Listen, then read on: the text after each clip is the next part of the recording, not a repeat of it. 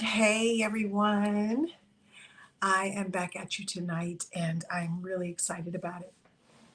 We are still here traveling and checking out new places to get our stuff together. I think we've already found our space for Novo Kiddo, Novo Kiddo's new home. So, what I wanted to talk to you all today about is intellectual property. Reason being is that what we do here is encourage young people to be creators. And as creators, you have to protect what you create. And quite often, when a person comes up with a brilliant idea or designs something, they're not looking at protection. They're looking at, oh, okay, I'm just going to go out and share it with the world, not realizing that there are a lot of people. Let me make sure that you guys can hear me loud and clear. Not real, and I'm sorry for blocking it, not realizing that there are other people in the world that would look at something that belongs to someone else and want to make it their own. And with art, it's a little bit different because you create a painting or whatever it is, and you share it out. However, when you have young people that create intellectual property, such as whether it be their videos, whether it be a YouTube channel and certain things where they're sharing proprietary information, we as parents and we as educators want to make sure that we're helping our children learn the importance of protecting their intellectual property. We have a number of young people that are writers and that have their books that they are going to be distributing within the next year. Some have already launched, and it's important to get that information copywritten, right? We want to make sure that our young people understand what it means to own a copyright and to understand how important that is. We have screenwriters as young people. We have coders. We have young people that actually invent things, and so it's really important to know the difference between a copyright, a trademark, and a patent.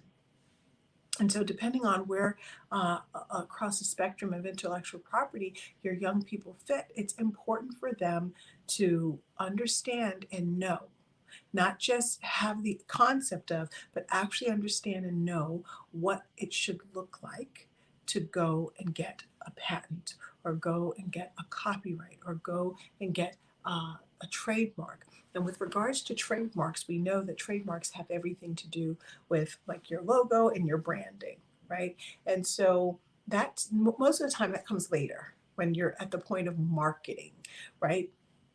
But when it comes to writing books or writing articles or writing things that could go out in publication or to go be utilized on the internet, it's important to make sure that we're encouraging our young people to maintain their ownership, because once things go out onto the internet, it's very easy to feel like, well, that person copied my work or that person utilized my work, but there's nothing to protect our kids.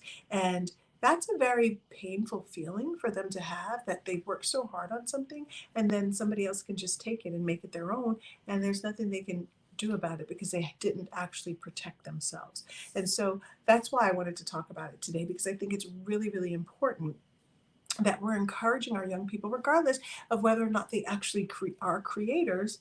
But even if they just from a knowledge standpoint, it's important for them to know what the difference is between a copyright, a trademark, and a patent. And so, also, what some people don't realize is when you're creating, let's say, an application, and you don't have everything written, you don't have all of the code, so to speak, you can still present the framework to have it patented if it's very different from anything that anybody else has done, because you don't want somebody else to copy your framework, right?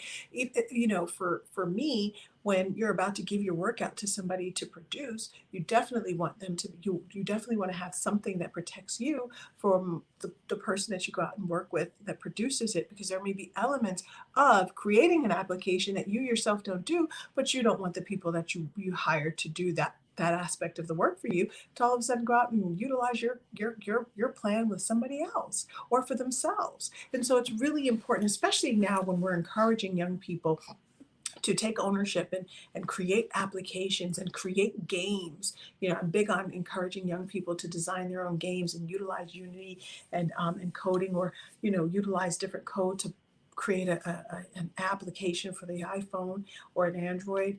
And in doing all of that, we want to make sure that we're teaching our young people the importance of protecting their intellectual property. There's a lot of value there. Even if at first it doesn't seem like there's a lot of value there, there's a lot of value in owning your intellectual property. Sometimes we think, oh, our young people are just, they're creating, but we don't think that maybe it's economically viable. It doesn't matter. Still have the conversation with them, still prep and prepare them for whether it be if it's a patent or if it's a trademark or if it's and some of this stuff can be pricey, right? But even if, like I said, even if um, they're not actually actualizing it, it's really, really important that we teach them nonetheless. So when they actually get to the point where they want to be able to patent, trademark, or copyright, copywriting isn't as expensive. Trademarking is about 250 to 350, depending on how many services or goods or services you have with trademarking. And patenting can be a little bit more pricey, but you also have the opportunity to submit the application and then submit all of the back, for the protection, and then submit all of the back end, the full patent within an 18-month period of time, depending also on whether or not it's an international patent or a US-based patent, where obviously international costs more.